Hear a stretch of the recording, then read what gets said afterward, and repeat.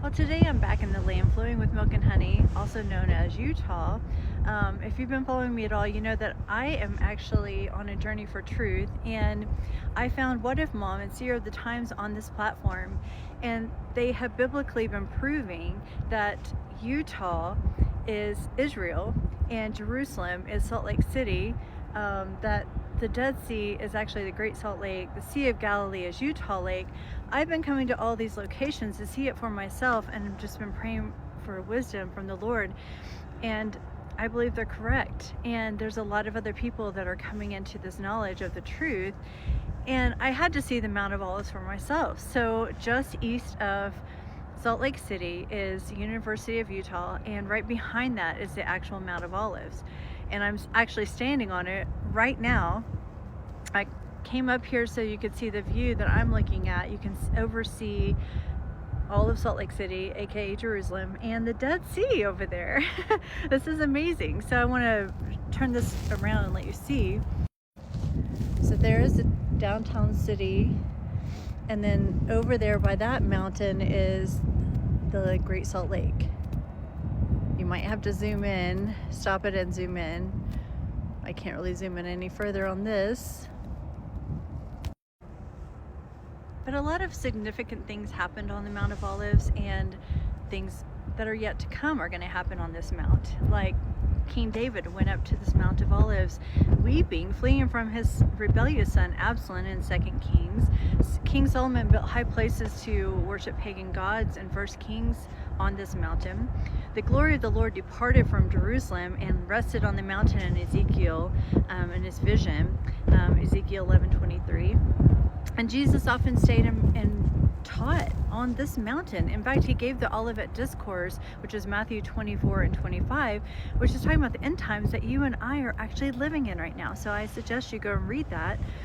And from this mountain, Jesus looked over, it says he saw Jerusalem, and he wept for seeing its destruction in Luke 19. I think something really exciting that's getting ready to happen here is in Zechariah 14, where Jesus himself will come back and land and stand on this mountain, and it will split and it will create a valley, and that signals destruction and salvation. So this mountain has a lot of significant importance in the Bible and soon yet to come. It's right here in Salt Lake City, Utah.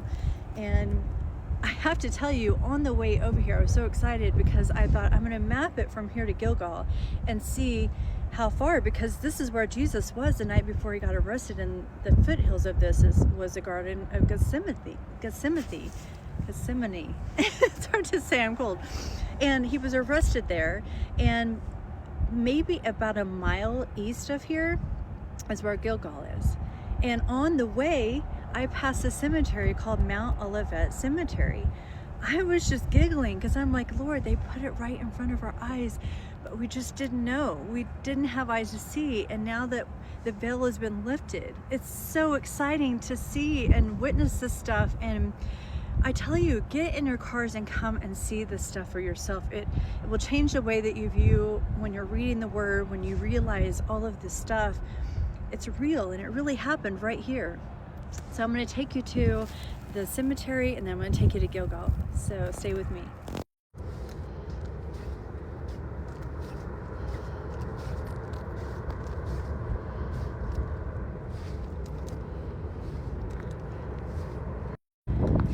They've built a hospital on part of this mountain, I think to cover it up more.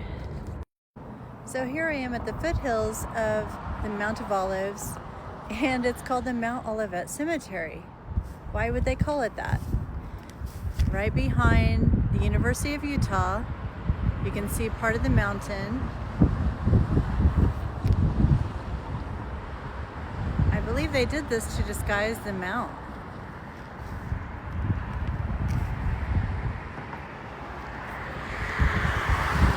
Right there. It's not even 5 minutes to get here. It says Mount Olivet Cemetery, in celebration of 150 years of reverent service created by an act of 43rd Congress, signed by President Ulysses S. Grant, May 16, 1874. The only public cemetery ever created by an act of Congress. Huh.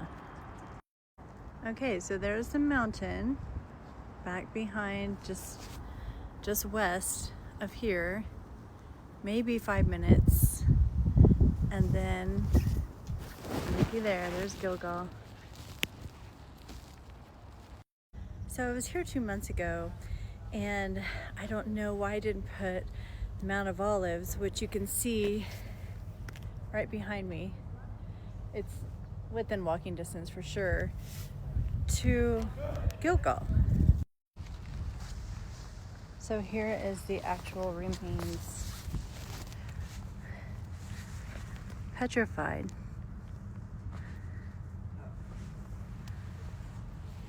The remains of the cross. And right across is a tomb where they have bricked over. They have Freemasons admitting that they bricked over this so that it wouldn't be as obvious. And what I wonder is, was this the stone that they rolled in front of the tomb? I mean, it's literally right in front of the door.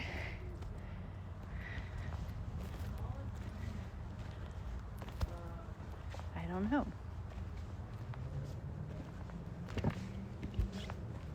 Pam seems to think, with Seer of the Time, seems to think that this rock right here was the rock that they put in front of the tomb. That's a possibility. But they have bricked this in to disguise it from us. They have a lot of other distractions in here that are really irrelevant.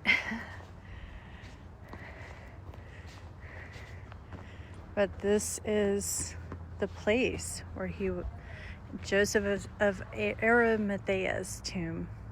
So Jesus borrowed it until he didn't need it anymore. Because of course we all know he was resurrected and is alive today. And from here, if these buildings weren't here, you could see the Temple Mount, which is where they say that the temple would have been. And you would have seen the veil rip.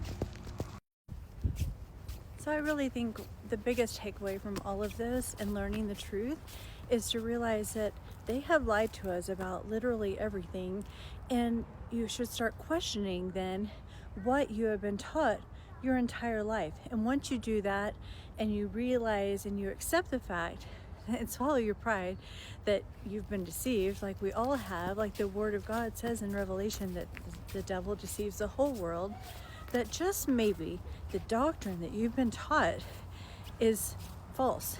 And just maybe you should go and ask the Father to teach you and not men, and start realizing that none of these churches that are taught by seminary ordained pastors are telling us the full gospel. And this just proves that how much more deception that there is in the churches. And so God bless you, and I love you.